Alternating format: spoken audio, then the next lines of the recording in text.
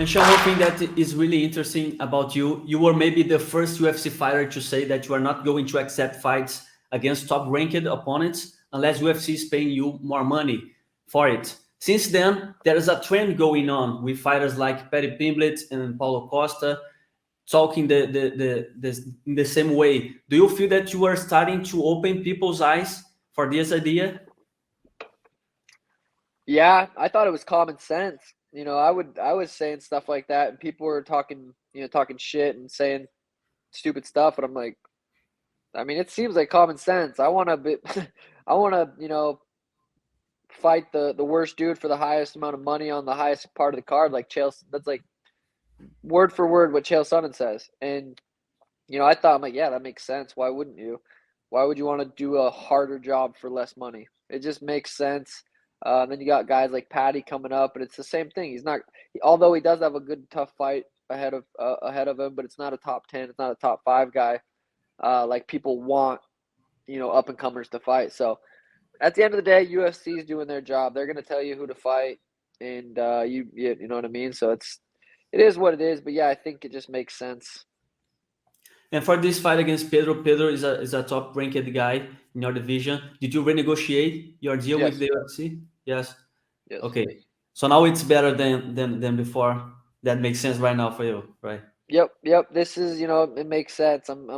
Obviously in my head, I want to make millions and millions. I want to, get paid like these basketball players or whatever. But I'm getting paid fairly, I would say. Going into this fight, I'm happy with UFC. I have a great relationship with them, and I want to go out there and earn my money. I want to earn the paychecks. I want to earn it by putting on beautiful performances and do what I'm, have been doing the last 5 years in the UFC. And Sean, can you say if you are you making more money inside or outside of the octagon now? I'm asking this because we all know that you have your Twitch and YouTube channels. You have more than 2 million followers on Instagram. You know how to make money on internet, right? Yeah, I think I'm definitely making more money outside the UFC still. And you said I have, the Sugar Merch Company. We're doing big things with the merch, YouTube, Twitch. I'm sponsored by Monster, Sanibel, Dr. Dabber, King Palm. Those are my main sponsors, and yeah, we're making more money outside the UFC right now, but that's going to change soon once I start main eventing some pay-per-views and get my pay-per-view points. That should change, but I'm happy. I'm very happy with the UFC. They give me the platform to be able to make money outside the UFC, so I'm very happy with where I'm at. Is it a hard task for you to keep your attention on everything that's going on with your life?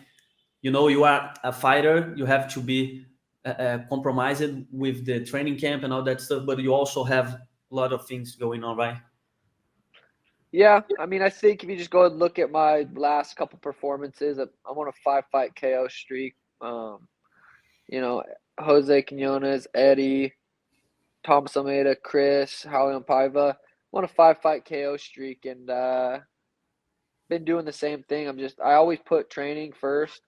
It's my main priority. I understand that I have to win fights for everything else outside the UFC to succeed.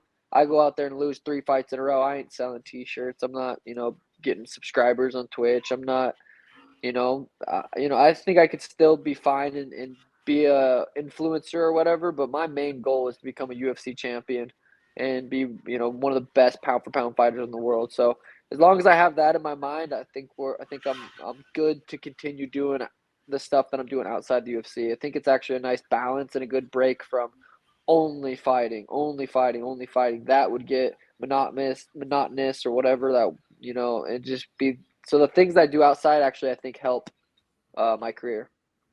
And how many fights do you think you need before you get a shot at the title? I think, ideally I go out there, knock out Pedro, knock out the next guy, fight for a title early 2023. That's kind of what I'm thinking, but I'm not looking past Pedro Munoz. Toughest guy I fought, very durable, dangerous opponent. So I got to go out there and take care of him